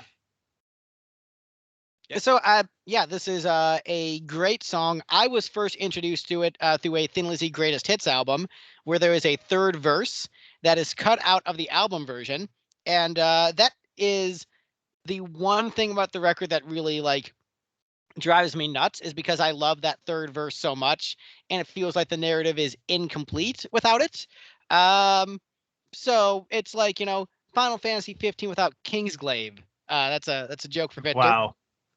Well, that's the Final Fantasy 15 I know. So, and this is the Waiting for an Alibi that I know. So it actually works out perfectly. You have no idea what you're missing, but it's like, that's adds a lot more context. That makes more sense now. But I mean, it has a lot of Thin Lizzy isms in the song. It's like, oh look, it's got punchy power chords, Phil talk singing, catchy chorus, harmony guitars. Like that is. It has the things that they do in the song, and it's very catchy. I think it is a fine song. I'm a big fan of it, and I think the music video is awesome because it's just a really good video of the band performing, and you get to see Phil as a front man really mugging for the camera, doing an excellent job with that camera mugging. He stole so many cameras that day. Just pulled out his knife. Shouldn't have brought on his camera. They shouldn't have been filming on the toughest street in town. Right. I like that all three of us rushed to make the same joke. Yeah. Loudest and fastest. Not me. Gotta go fast. Coming soon. Coming soon. Quickly. Coming. Coming. As will I. So anyway, back from Sonic to the... Thinking about that hedgehog now. What do you think Sonic's favorite song on this album would be? Probably Get Out of Here, because it's the fastest. Yeah, I was going to say, I think he could run to that. Yeah, it's like, got to get out of here fast. I think maybe he would also be inspired by Do Anything You Want To. I don't think he would understand the... No, I think he would. I think he would like Do Anything You Want To if it was covered by Krause 40 and was about 20 BPM faster. Sure. Yeah, there you go. Disappointed in this entire album that nobody sucks down any chili dogs. Yeah, what the fuck? At the Tasty Freeze. So Steve, you ranked this as number 1, which is surprising. Yeah. Because like the conventional single, I do that about 50% of the time. Yeah, but I mean, I got that with like Bad Out of Hell too. We're just like, if you don't rank I'd Do Anything for Love as number 1, it's very, very silly. Why? It's like, did you listen to the album correctly? Did you just absolutely hit skip on track 1? But this is like, the concert staple, like the song that like is basically guaranteed in every Thin Lizzy set. Right. And you picked that as number 1. So like, I'm just surprised. It's a catchy song. It tells a story. It's not Phil Lynott being judgmental about things that are rock and roll. I mean, he's judgmental about gambling. Oh, you're right. He is. Gambling's not that Catholic. rock and roll, though. He's Catholic. Of course, he's judgmental. Catholics love gambling. Right, but they also love being judgmental about things they participate in. That's true. They also love drinking, doing weird sex stuff. Love heroin. But yeah, it's a good catchy song. It tells a story. I was honestly surprised when this came up. I was like, I thought this was on Johnny the Fox or something, one of the concept albums. about, mean, gambling. this isn't a concept album, but it might as well be. Like, it should I think be with a title like Black Rose, a rock legend. Yeah. Right? It should be a concept album. the problem is the title track doesn't fit in with the rest of the concept album. That's true. It tells a different story entirely. Right. About That the one tells pipes- the story of pipes being of Colin. so damn Irish. It's so cool to be Irish. I mean, the only way that I could like justify that as part of the narrative of the album is that the first 8 tracks are just about like modern day urban strife. And then like track 9 is like, but you know what all this modern day urban strife is? A small part of the grand narrative that is the beautiful and glorious history of Ireland. So this is just one of the many tales in the great Emerald Isle. And so you might struggle, but know, dear child, that you are part of this wonderful and beautiful land. So basically the entire album is, guys, Dublin really sucks, and then the last track is, but it's the English's fault. Right. There's not even a song about in here about how divorce isn't legal yet. I really wish there was a song about how you couldn't get divorced yet in Ireland. This next song is called No Fault Divorce. Right. Dun dun dun dun dun dun dun dun dun. Waiting for a prenup. So Julia, you ranked this as number 1. What are your thoughts on this? I mean, yeah, this was the song for me that made me go, yeah, I understand why people really like Thin Lizzy, because it's catchy. It does not give me Boys Are Back in Town, actually. I mean, like, yeah, you can tell the same band made both because this is just what they sound like, but it didn't just sound directly like it was the Boys Are Back in Town. It's very memorable, and I think it was, for me, the best song on the album that blended like good lyricism, great sound, very catchy. So number 1 for me. Yeah, I think that's fair. A critique I've heard of the band from non-fans is that they're a little bit too singer-songwritery for hard rock, and they maybe sometimes sacrifice hooks for narrative. I don't agree with it because I love the band, but I like kind of see the point. But I think this is one of the examples where they're more successful with that combination. Yeah, this is Totally. a great blend of everything that they do well. I think it's a really good song. And Victor, you put this second place, so I think you find it reasonable that it's in this position. Totally. Yeah. No, this is a great, catchy little tune. I think it also helps that it has one thing to separate it from Boys Are Back in Town, which is it has the background vocals, which are very fun. But yeah, this is just a fantastic piece. Very catchy. Not a lot else to say. It's tough to heap praise on something that's good when everybody already said it was good. Right. It's like, But it's good. I agree with those things. Yes, it's good. It's Yeah, like if there is a critique of it, it's like it's just good, and it's difficult to pick something that stands out about it because it's like it's good and catchy, and that's if you've got something good and catchy, then it's like good and catchy. Yeah, it's good and catchy. I think it's very well constructed. Like, great melody. Lyrics are, interesting narrative. Dynamics and structurally dynamics, throughout the yeah. song is really well done. Like perfectly composed solo, and then like the like build that you get in the outro like helps like build like heightened emotional anticipation. So Yeah. it's just like they just did all the things very well. Yeah, the ending of this song is really good. It's as good as the ending of Do Anything You Want To is bad. Yeah, they balance each other out. Yeah, I mean that is correct. And like no one put the song outside of their top 2. Like the other songs on the album, there was way more fluctuation where like someone really liked it and then someone ranked it towards the bottom.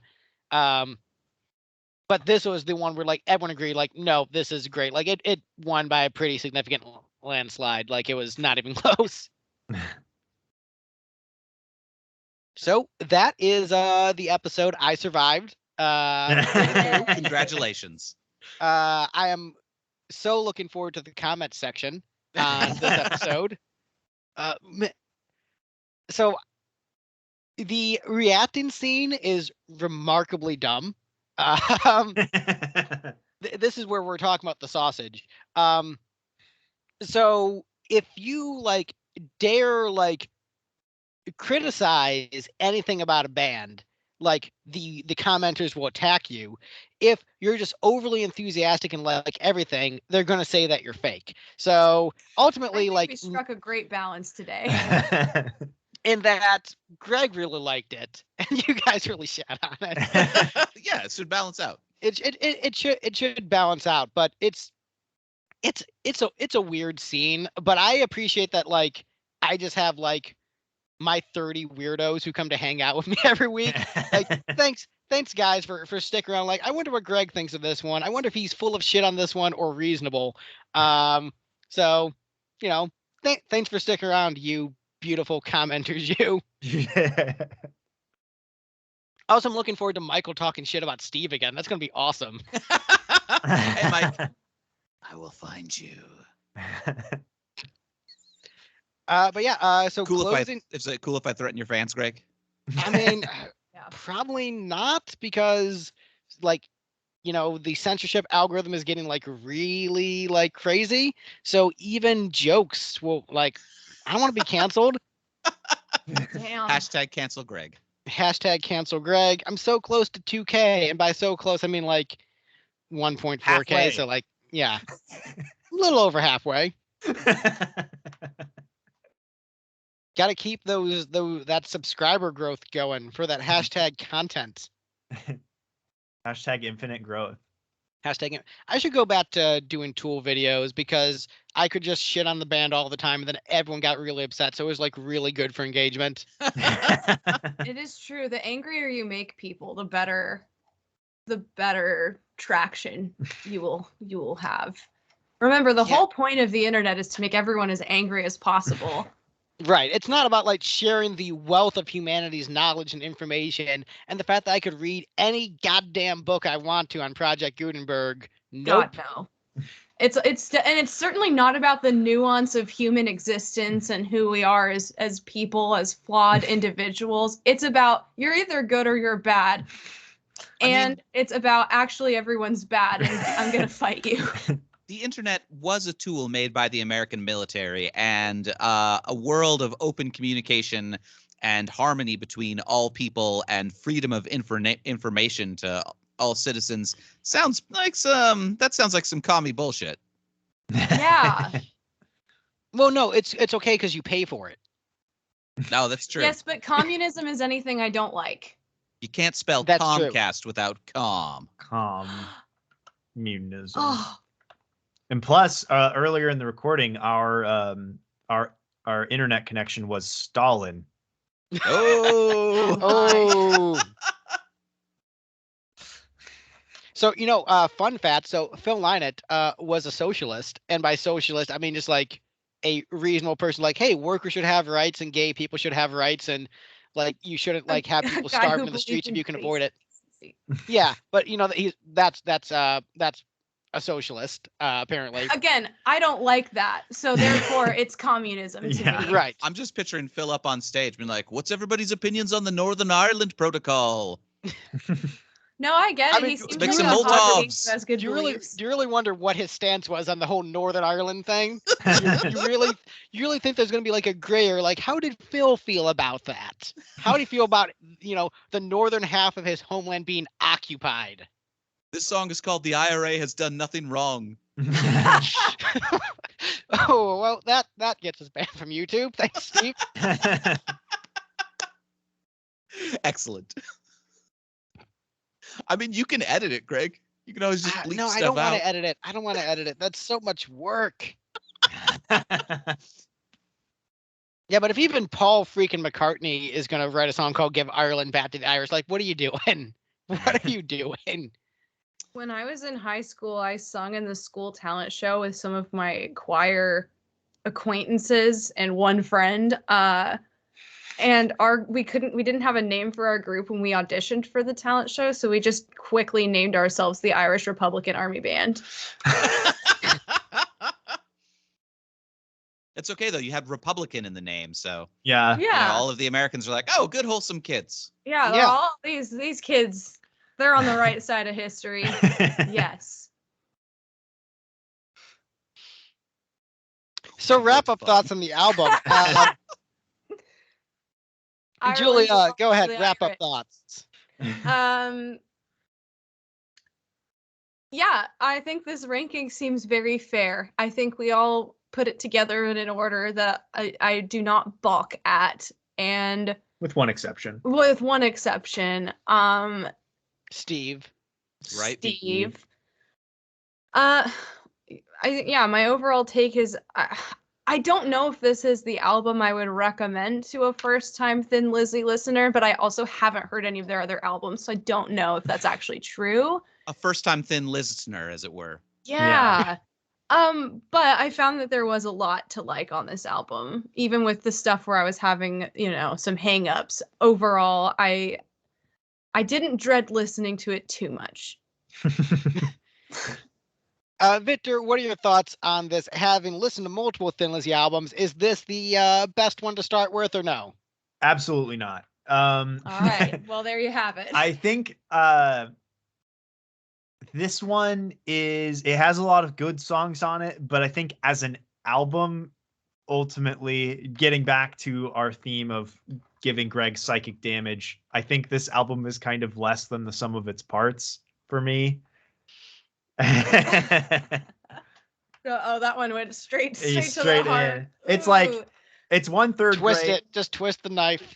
It's 1/3 great, 1/3 decent, and 1/3 kind of bad. I mean, that's pretty good.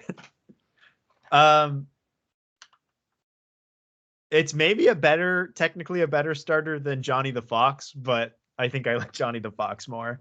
But yeah, I definitely came away still overall positive on the album. I like more tracks than I don't. Mhm. But definitely not one that I will be throwing on in its entirety very often. All right, and in just for the sake of me, compare it to Final Fantasies and compare other Thin Lizzy albums to Final Fantasies. What is this in the context? Ones that I don't throw on very. Like is Johnny the Fox Final Fantasy VIII? We're like, this is weird, but it's fun. That's a very good comparison. Fighting would be probably like Final Fantasy IV. Like this is like the first good one. Maybe. Well, I don't have the historical context to know that. But that's probably a pretty good comparison. And then this would be like, I think in conventional terms, maybe it would be like do 5. a conventional, then do it Victor terms. All right, so you're saying, oh, so this is the good gameplay one where like the diehards are like, no, this is absolutely the best one, guys. Yeah, I think This one's 5. the Super Mario RPG of the Final Fantasies. Yes. But the difference is I play 5 all the time. So, All right, so what is maybe, this one for you? In conventional terms, maybe it would be more like 9. Or in my terms, I mean. Where it's so you don't like the best one. Yeah, kind of. Oh, okay, that makes all right. Where it's like, no, there's like 1/3 of this is great, 1/3 of it's okay, and then the ending's not very good at all. All right, so the way that I vehemently disagree with you about 9 is just how I feel about this. So what's the blitzball of the Thin Lizzy catalog? What is S&M? It's sadomasochism to play that game.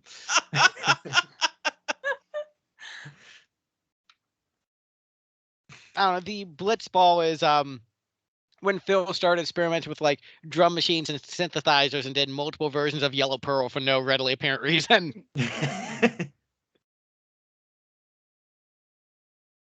And to be clear, the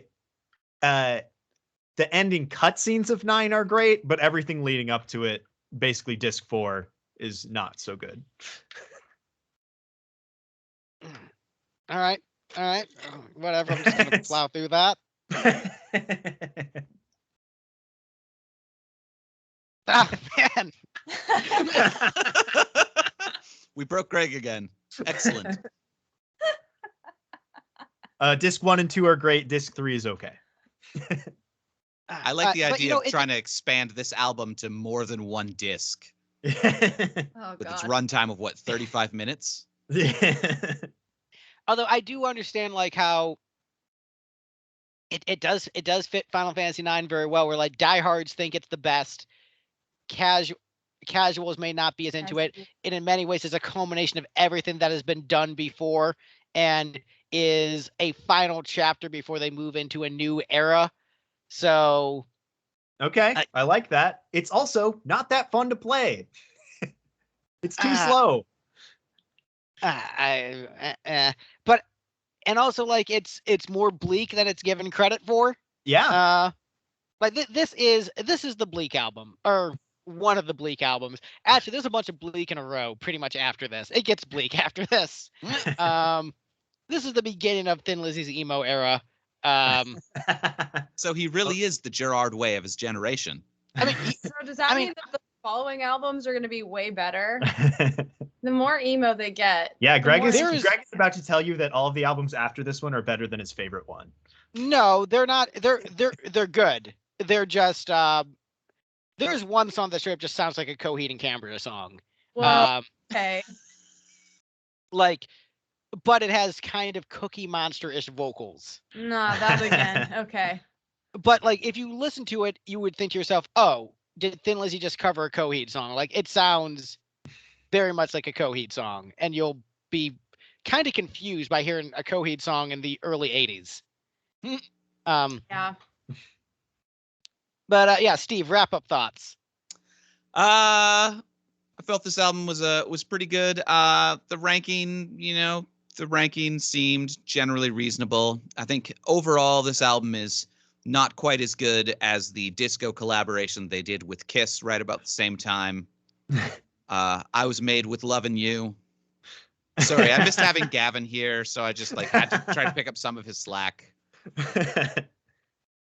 Oh yeah, I well, not the Thank same. the album for Gavin. Gavin loves it. He thinks it's the best it's album so ever made. good. He loves the other collaboration they did with Kiss, called Black Diamond Rose, a rock legend. Yeah, I was trying to figure out how to make that one work. Oh, Black Diamond, a rock legend would have just worked. Yeah. It would have, because it would be a legend about a rock. Well, and Yeah. and we cannot forget Got to Choose to Give It Up. That's obviously a Gene song. Yeah. Black Rose, a rock and roll all night legend. Well, and since this is also another Irish band, the one that they did with U2, Where the Toughest Street in Town has no name. Like, I'd like to hear that song. I would love to hear a U2 song with that like slow, sleepy nature that's just about a fucking miserable, violent sect of town. There is The a song shittiest on part of Fighting. heaven. There is a song on Fighting where Phil sounds very much like Bono. So now I'm just left to think, what if? What could have been? What could have been? Because one thing for sure, you can't just listen to those albums free on streaming services very easily. Absolutely not. Well, not free. It does cost money. $10 a whole month. Yeah. Or YouTube Music with ad blocker. That's true. Yeah. You're not getting my money, YouTube. Yeah. You're not getting my money, YouTube, and also all the artists involved. Yeah. I mean, I in hate fairness, artists. if I was listening to it without ad blocker, they weren't going to get my money anyway. This is Well, true. And I mean, if artists wanted money, wouldn't they get a job? Yeah. If artists wanted money, they wouldn't be musicians now, would they? Yeah. Also, I'm not too concerned about Phil Lynott getting my money at this point. I don't That's think true. he can use it where he is. Yeah, he already got those coins on his eyes. Yeah. So my wrap-up thoughts. I am genuinely surprised with how this went. Not in the ranking. Like, the ranking itself is reasonable, but I was expecting, like, I know when stuff I like is like weird and inaccessible, and like know that like certain stuff I like isn't going to have that mass appeal, and people are like, Greg, why do you like this? This is shitty. So like the friends of mine who think I'm weird for liking Bad for Good, like I get it. I get why that's not for everyone. And or Music from the Elder, where like Greg likes this, it's weird, but this is one of the ones where I thought like this is less weird for me to like. I thought this is more just like conventionally good. Um, I like the dark atmosphere of the album. I think it has a very consistent vibe throughout, where even though it's not a concept album, it feels like one. And I guess if you buy into that concept, it is a great record. But if you don't buy into it, I can see how it can be a bit of a slog to listen to, aside from some highlights. Generally, like I said, there's the divide. Most Thin Lizzy fans will say this is like a top tier album. But a lot of people are like, man, not the classic lineup. They lost that magic after the classic lineup ended. So the first album we did without the classic lineup on this podcast was the most lukewarm. So maybe there's something to be said about that. Maybe it's like, maybe there is a thing. I disagree. I like the other eras. I'm like I said, I'm shocked by the lukewarm response, but I still love it. Still my favorite Thin Lizzy record. I still think it's a masterpiece, but yeah, genuinely shocked. Yeah, I think the actual problem here is that this album isn't as weird as Music from the Elder or Bad for Good. It just kind of sounds like Thin Lizzy with kind of, at least for me. It's like Thin Lizzy, but like it's a little bit more sad and depressing. So it's just not as fun. So if you want to think of it in rock opera terms, it shouldn't be at all surprising that Thin Lizzy did a Coheed and Cambria sounding song, and that if you're thinking of Thin Lizzy albums as rock operas, they claim to be rock operas about some sci-fi bullshit, but then they're just a bunch of love songs not connected to anything, which is Coheed and Cambria's entire discography, except for that one album where they didn't pretend it was a rock opera anymore. Oh yeah, this is the one where they pretend it's not a rock opera. But also, I mean, when you think about it, like Coheed are so obviously Thin Lizzy fans with those harmony guitars. Yeah. Like it is, and I will send that song into the group chat. That is the Coheed song just done by Thin Lizzy. Yes, please do. I'm very intrigued. Yeah, but all right, so that is I think that's enough talking, at least for podcast purposes. So plug your shit. Plug. Anybody? Guests first. Okay. You first. Tell them about that film, Julia. Oh, Jesus. Yeah. Do you like music, fellow kids? No. Yeah, do you guys want to watch something not good? No, I won't. I won't even. Do you want to watch a film where they pretend that, modern kids still use the R slur as if they don't sound 80 years old doing so? I'm pretty sure he uses the F slur as well. I can't remember. It's been a minute since I looked at the script. But anyway, you can find me on Twitter and Instagram at Lady Celery, where I make good art, unlike the people that I work for. All tea, all shade. Wait, here, we're on video. You should hand me that. Yeah, the good art. Yeah. The most accessible and Final Fantasy related. Oh, I don't know if our camera can get it because of the background. Pull it back. Yeah. I am pulling it back. The beach is stealing my boy. There's part of him. Wait, what if I like... Wait, oh my god, I'm phasing in and out of existence. But it's a bearded dragon with red mage outfit from Final Fantasy. Just believe me, it's really good. You can see more. It's true art. You can see more, or you can't see more where that came from because you don't even fucking know what you just saw. It's there. Fucking disaster. Don't worry, it'll play fine on the podcast. Yeah. With your eyes, just imagine like the best painting you've ever seen. It's so good. Victor, how about you? Do you want to plug Julia's movie? Yeah. You want to undermine her? Yeah. You can follow me on Twitter at the VictasticK, or you can listen to my music under the name James Gameboy on all the platforms, including Patreon and Bandcamp. And we're also working on a James Gameboy merch bundle with art by @LadyCelery. Yes. Should be coming online probably pretty soon after we both quit our jobs. On a webbed site. Yes. And then I'm working on that album. I've made progress this year, unlike last year. Maybe we'll get one of those sometime. Like I said I was going to do at the end of the Kiss episodes. Oh, right. That was a long time ago. Oh, the album was supposed to be done in 2019. Yeah. Yeah, that was a long time ago. Yeah, I might as well make it good now. Right. You've had lots of time to think about it. Yep. Might as well make it good and like Black Rose. Yeah. Ayo. No, the song Black Rose is good though. Right. A third of it is good. No, it's not. And Steve, where can people find you who also liked this album and make hard rock music? So Right.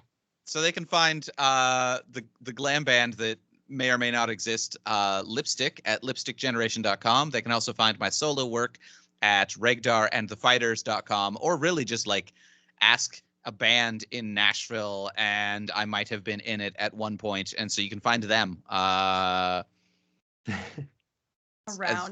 Snakevomit.com. We got a brand new snakevomit.com that I just Yeah. launched a couple weeks ago. It looks great. yeah, and Steve is, what I found out on the internet is that people love hair metal bands where the only member left is the bassist. Right. So if you're into that, check out Lipstick.